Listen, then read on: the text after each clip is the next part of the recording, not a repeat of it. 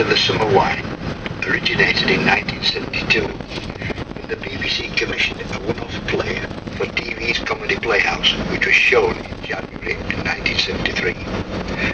That play was so successful that they turned it into the series Last of the Summer Wine.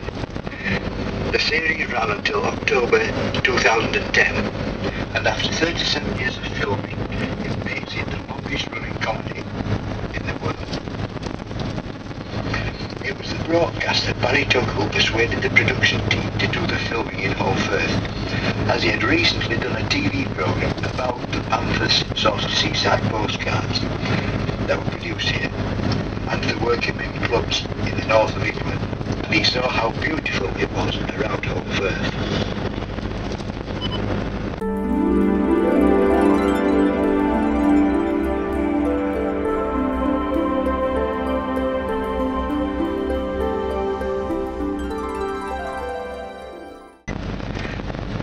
The next village we come to is called Hinchliffe Mill.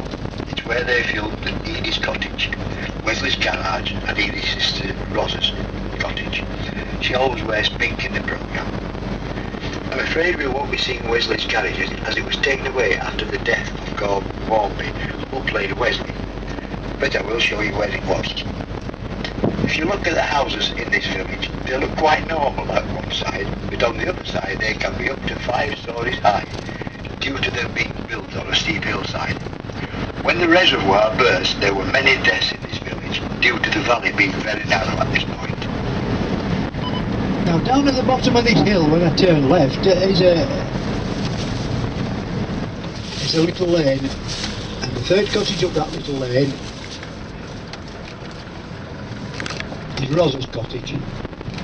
Now it says road closed, but I've been up it twice and it isn't closed. Anyway, the third cottage up Old Road, the one with the washing outside, that's where Rosa's cottage was filmed. And if you look over the river to your left, you will see a gable end facing us. This is where Wesley's garage used to be before it was moved. You'd often see Wesley walking down that little lane, and then it come to Edie's cottage, which is in the middle of the row of cottages on your left. It's number 4, the one with the porch on in the middle. And this is where Edie used to shout Wesley in the right posh voice and then make him stand on newspapers and catch him. There it is, number 4. That's Edie's cottage, where the ladies used to sit round in a circle, synchronised tea drinking, or squabbling over cream buns and cakes. As we are going round on this tour, you will notice that the roads get steeper and narrower. And when the BBC came filming, there would have been about 50 crew and up to 35 vehicles, so they had to organise things properly, or there would have been chaos on the narrow roads and in the villages. What they did, they had a base camp at strategic points, then they would shuttle the actors to the set in minibuses. Now if you look down to your left in the valley, you'll see some of the houses that are 4 or 5 stories high at this side. And the fields on either side of this lane is where they used to do the stunts, where they used to fasten tea trays to the feet and slide down the hillside and roll down in empty barrels and run away sofas and chairs.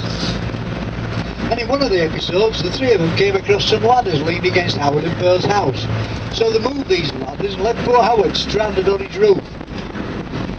But that was filmed in the lower of the 2 cottages on your left. And you'll see why it was filmed there when you see how high Howard and Pearl's house roof is off the floor when we get there. Started out about May or June and filmed through the summer. They spent approximately a month at a time filming, then they would go back to the studios for a month to do the inside shots. Then they would come back to Holmfirth for another month, then back to the studios to edit it all together. They would show the Christmas special in January, then follow it up in the new year with the new series. When they filmed in the cafe, the counter that's in use today was all boarded up, and they brought Ivy's counter forward from the left-hand side. They took out all the tables bar 3 and used a wide angled lens on the camera. It does look a bit bigger on TV. Where you saw Ivy putting her head through the hatch and shouting, that was filmed in the studio, because behind that hatch in the cafe is a brick wall. Now if you look over to your left in the distance, you will see a large hill with a tower on it. That's Armandbury Castle Hill. That overlooks Huddersfield. And the tower was built to commemorate Queen Victoria's Diamond Jubilee. But there's been a castle or a keep on there since the Bronze Age, 2000 BC. Inside in front of us, this is where the three of them used to sunbathe in the heather, or walk around the little quarry that's on top of the hill. And we're coming up to a little lane that leads up to that quarry. And this lane appears in nearly every episode of The Last of the Summer Wine, with the three of them walking up the lane or down it. And this dry stone wall on the corner, this is where Howard and Marina used to. The coaching sat behind that wall, with the bikes leaning against the wall. Now if you look over to your right, above the houses in the valley bottom, and halfway up the hillside, above the trees, you'll see the light reflecting off a reservoir. That's Bilberry Reservoir. That's the one that burst its dam wall and flooded the whole valley and killed all those people. And right on the top, that's Saddleworth Moor, where the notorious Moor's murderers buried the victims. And in front of us, this Holmfirth television mast. And when I first moved to Holmfirth 25 years ago, my next door neighbour says, "Can you see that mast?" I went, "Yes." They said, "Well, it's going to rain then." I said, "What happens if you can't see it?" He says, "It's raining already." And it's not far on. 1,000 foot above sea level here. We're only 1,800 foot below the flight path to Manchester Airport. Yeah, that accounts for tyre marks on the roof, that. Hudderfield Moor. This is where they used to do all the stunts with the vehicles, with Wesley's Land Rover and Edie crunching the gears and causing havoc. And where the two policemen used to sit, eating the sandwiches and talking a load of rubbish, like they usually did. Yeah. And if you look over to your right in the distance, you will see a little housing estate. That's where Barry and Glenda's house was filmed. It's a little village called Hayde Edge, about 1.5 miles outside Holmfirth.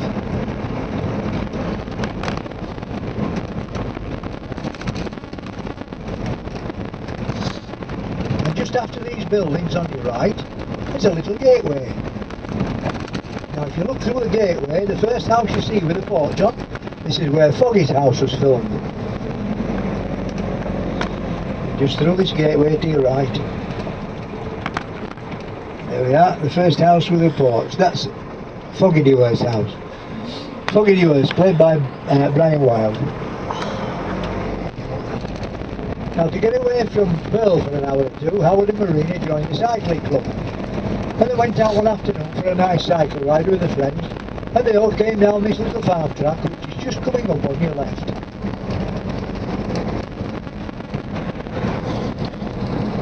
They all came down this little farm track here and ended up in the middle of the road in a big heap with Howard and Marina underneath it all. There were bike wheels and legs everywhere. And you'd also see Howard and Marina with the bikes coming out of the field through a little wooden gate onto another lane and down onto a main road. But that little wooden gate's up there on your left. They used to come through that little wooden gate and down onto this main road. And they did that one day and they came across a double-decker bus. So they overtook this double-decker bus, but they wish they hadn't, because Pearl was sat upstairs watching it. Now if you look over the valley to your right, you'll see some grey and white square buildings and a little rugby field. That was in a programme called Where the Heart Is.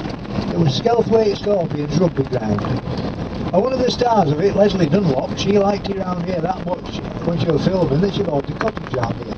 And I'll show you that when we get a bit further round. Now right on this corner there's a little bench, and that's where the three of them used to sit, gazing up and down the valley and coming out with all their silly harebrained schemes. And police were filmed just where we are now, on fire. They'd set fire to a police car.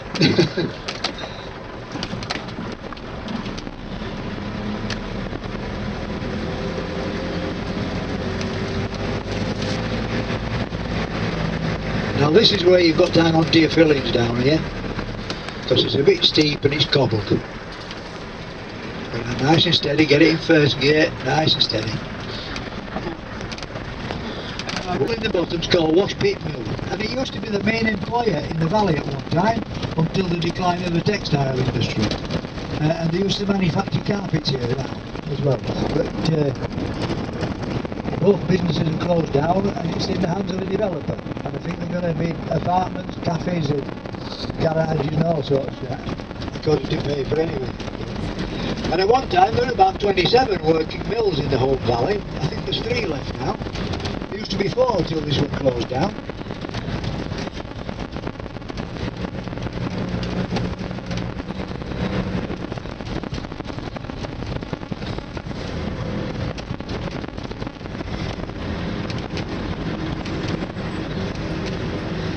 And we're coming up to another of the old mills that's closed down, and this one was famous for its high quality hand knitting wool.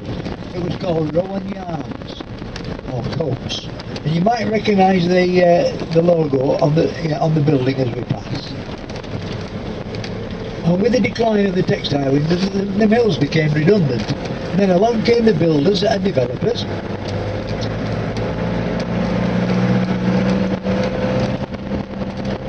And if you look down to your left, you'll see some of their handiwork, converting the old derelict mills into houses and apartments, which they've done quite a few in the Home Valley. I'll try and point 1 or 2 out as we pass.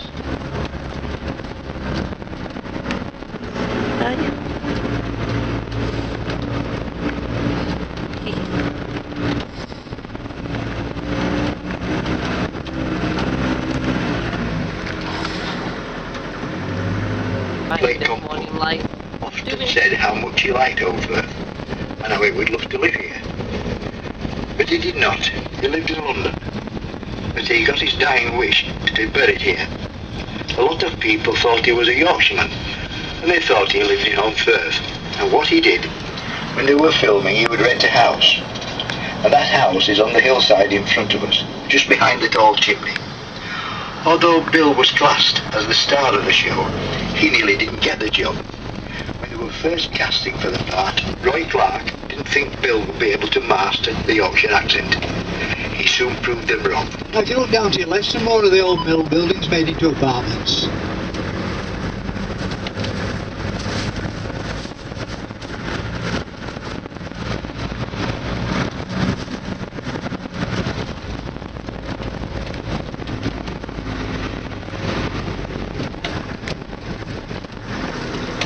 And if you look down to your left behind the bungalow, you'll see a wooden chalet.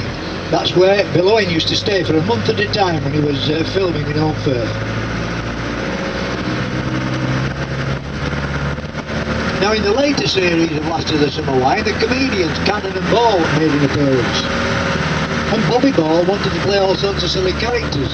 He played Houdini and chained himself up and he couldn't get free. And he also played the Swan Man of Ilkley, floating up and down the canal in a big inflatable swan. And his wife was that fed up of his silly antics that she locked him in his garden shed. And she wouldn't let him out. Now that was filmed in the last cottage, in the row of cottages on your left. Now I can't show you the shed or the garden because somebody's built a brand new house on it and spoilt my commentary. But never mind, keep going.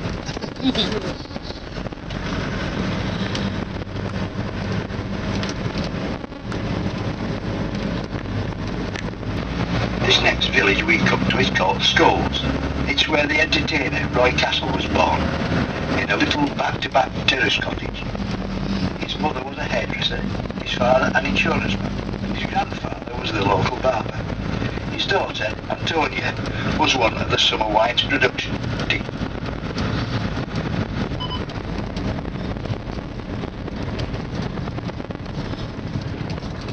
Now if you look over to your left, you will see a large tower. That's Emily Moore television mast, and that was built in the 1970s to replace a steel structure which collapsed under the weight of the ice that had formed on top of it. It snapped the cables that held it up, and it just fell over. It covered about 6 fields when it fell over, but luckily there was nobody injured or killed. The only thing that did happen, we lost television reception for about a week till they built a temporary mast. I had to miss 2 episodes of Coronation Street. I was mortified. And when it was completed, it went into the record books as the tallest freestanding concrete structure in Europe. Just under 1100 foot tall, twice as tall as Blackpool Tower.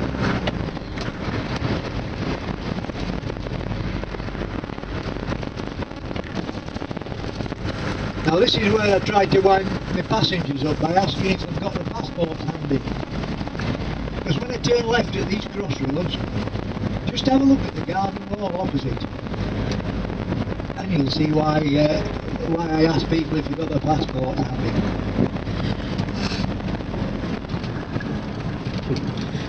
There we are, we're entering Paris.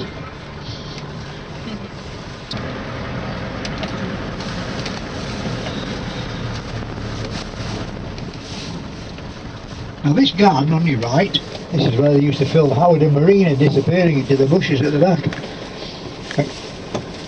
And Compo and Cleggy coming out of the bushes at the back.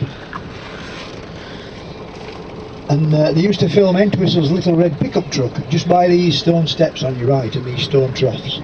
And over the fence at the back there's a little school. That's Scholes Junior Infant School. That's where the entertainer Roy Castle went to school. Now if you ever saw them catching a bus on Last of the Summer Wine, they used to catch it on here. What they used to do, they used to hire a service bus to come on these two roads, and then they used to bring their own bus stop with them. So they could put the bus stop anywhere on these two roads. It looked as though they were catching it from a different place every time. I said to Alan Bell, one of the producers, I said, you know, Alan, you do a lot of cheating on your programme. He said, we don't do any cheating at all. We call it editing. He said, okay, you call it what you want, I'll call it what I want.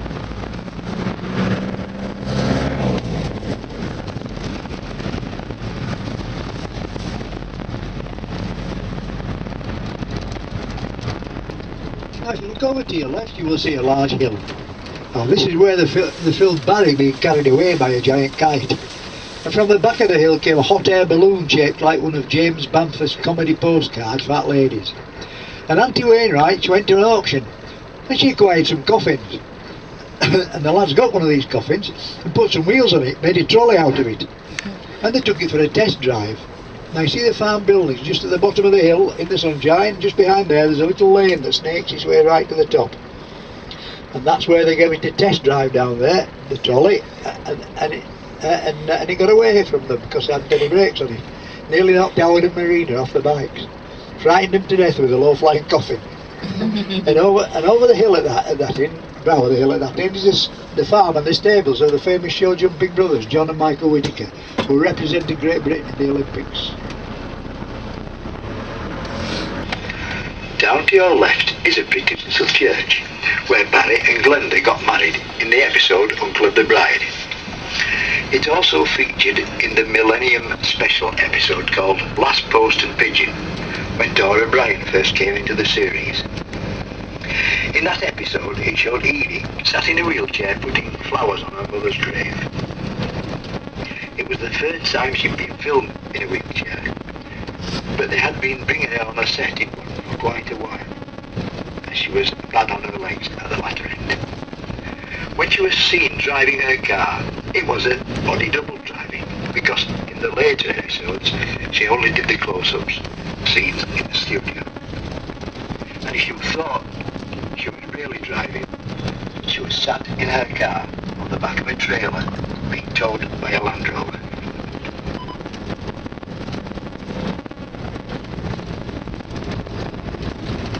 Now Bill Owen used to do all his own stunts till he got a bit too old.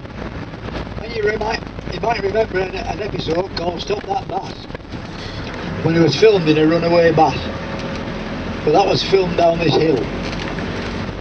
He must have been doing 30 miles an hour by the time he got to the bottom. Glad it was him doing it, not me. And somebody asked him once, were you ever scared? He said, oh no, not really. Scariest thing, we're getting halfway down and director shouting, cut, and we had to go back and do it again. Before I get it right. Now, coming up on your left is a little lane that goes down to the church where Barry and Glenda were married. And this is a little village called Hepworth. And in the 1600s, the entire population of this village was wiped out by the plague, which was brought up from London in a bundle of flea-riddled clothing.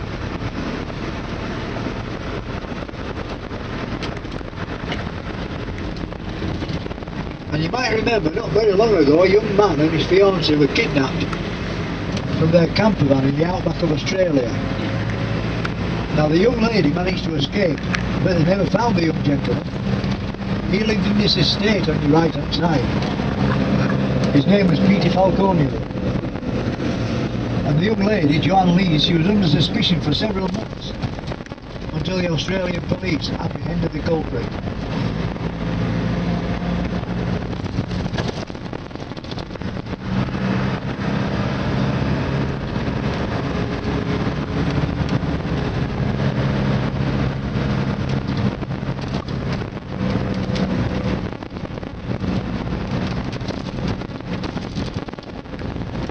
We're coming to a little village called Jackson Bridge, and this is where the three of them used to sit outside a pub called the White Horse.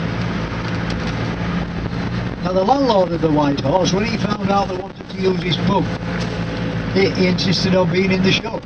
So in the first 2 or 3 series, the chap pulling the pints behind the bar is the proper landlord and not an actor. Double bonus. Now just round the corner on your right is one of the big car parks where they used to park all the big vehicles and shuttle the stars round them for the film set. But they also did the long shots of Jackson Bridge from up here. That's why I brought you up to get a better view. Now the pub is in the valley on your left. That's the White Horse. Now above the pub is a row of weavers' cottages on the hillside. Now this is where Howard and Pearl live in Cleggy. Now Cleggy's house is the one in the middle with the cream door. It's the cleanest of the cottages because it's just had its stonework cleaned and its roof turned. Now to the right of that is Howard and Pearl's house. Right on the end, on the left, that's where Obbo lived, played by Russ Abbott. Now you can see now why the film Howard, on the roof that was nearer the ground and perched up there 40 foot up in air. I think it was a health and safety issue. Either that or they hadn't got a long enough ladder. Now you'll notice upstairs in these houses, all the windows are close together and plenty of them. That's because they used to do that hand loom weaving upstairs. They used to live downstairs and do the hand loom weaving upstairs. And you'll also a little lane that runs in front of those cottages, and it comes out on the main road further down. And you'd often see Cleggy walking down there, and then all of a sudden he appears at Nora Batty's house. But that's 4 miles away in Holmfirth. Yeah, I told you they were good at cheating. Sorry, editing. That's the White Horse in front of us. And when they filmed here, what they used to do, they used to move the picnic tables from in front of the pub across the road into their car park. They used to take the bus stop sign down, cover the white lines up, then it looked like one big car park then.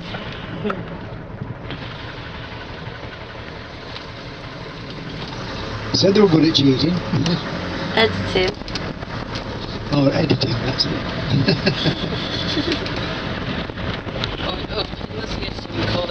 Now the little lane that comes in front of those buildings, it comes down at an angle. It comes out by this white car on your left.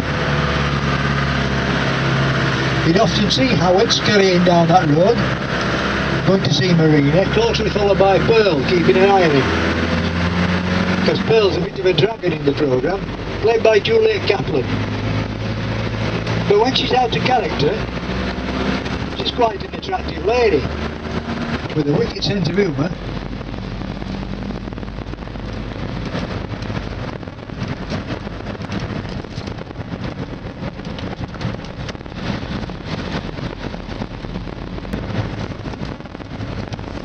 Now in front of us is another of the old mills that's been converted into apartments. Apartments in front of us and houses on your left. And round the corner on your left are the back-to-back terrace cottages where Roy Castle was born. He was born on this side, the third cottage on right in the corner by the walls. That's it, Mr. Record Breaker. Very talented man, that. Singer, musician, actor, comedian.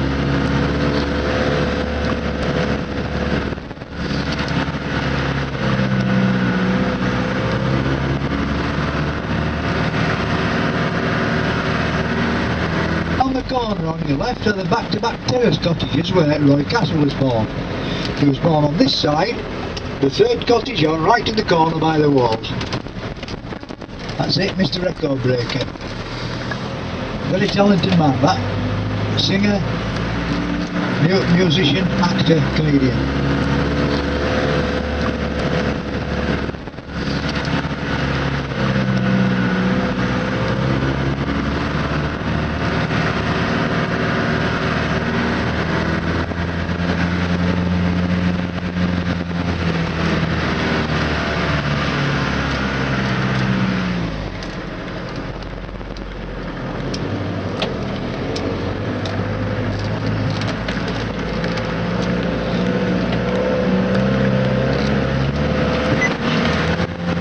As I said earlier, when they came filming, they would spend about a month in the area. The actors would stay in one of the hotels in Huddersfield, and the crew would stay locally, some in boarding houses, and some would rent cottages. They were mixed quite well with the locals. When you think about it, some of them have been coming here for a long number of years.